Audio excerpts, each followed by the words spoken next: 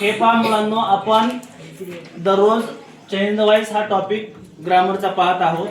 तर आज आपण त्याच्या चेंज द वॉइस मध्ये एक त्याचा प्रकार पाहणार आहोत. तो प्रकार कोणता आहे आणि त्याचे सूत्र, एक्झाम्पल वगैरे आपल्याला वर्ग 9वी मधून दिव्या पांचाळ विद्यार्थ्यांनी सांगले. तर आपला आजचा टॉपिक आहे change the voice of imperative sentence. तर आपल्याला चेंज द वॉइस करायचं असेल तर आपल्याला याचे स्ट्रक्चर माहित असणे गरजेचे असते. ऍक्टिव्ह वॉइसचं स्ट्रक्चर आहे main verb plus object plus OW आणि अफर्मेटिव्ह पॅसिव्ह वॉइसचं सूत्र आहे let plus object plus be plus बी3 प्लस ओडब्ल्यू आणि नेगेटिव्ह पॅसिव्ह वॉइसचं सूत्र आहे let plus object plus not plus be plus बी3 प्लस ओडब्ल्यू. आणि मॅम, इम्परेटिव्ह सेंटेन्स म्हणजे काय? इम्परेटिव्ह सेंटेन्स म्हणजे आज्ञार्थी वाक्य. आज्ञार्थी वाक्याची सुरुवात पहिले मेन वर्बने होते. तर आपण ऍक्टिव्ह वॉइसचं पहिले फॉर एक्झाम्पल घेऊ. चेंज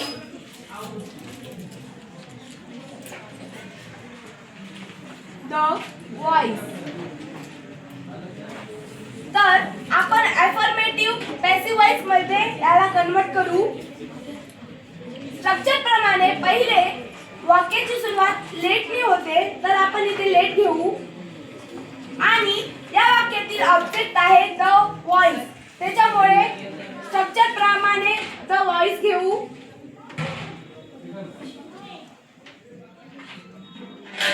पुन्हा स्ट्रक्चर मध्ये बी आहे, त्याच्यामुळे वाक्यात आपण बी घेऊ आणि या वाक्यातील क्रियापद आहे चेंज, त्यामुळे स्ट्रक्चर प्रमाणे वर्बचा तिसरा फॉर्म आहे, त्यामुळे वाक्यात आपण चेंज द तिसरा फॉर्म घेऊ. तिसरा फॉर्म आहे चेंज द.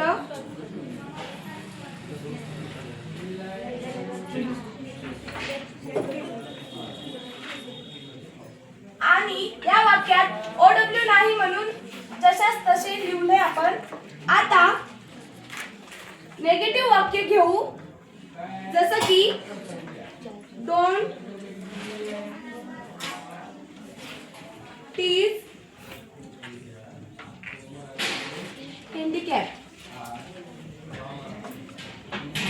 तर नेगेटिव्ह पॅसिव्ह वॉइसच्या स्ट्रक्चर प्रमाणे पहिले आहे लेट, त्यामुळे आपण वाक्यात पहिले लेट घेऊ आणि स्ट्रक्चर प्रमाणे पुन्हा आहे ऑब्जेक्ट, त्यामुळे या वाक्यातील ऑब्जेक्ट आहे हँडिकॅप, त्यामुळे इथं आपण हँडिकॅप घेऊ.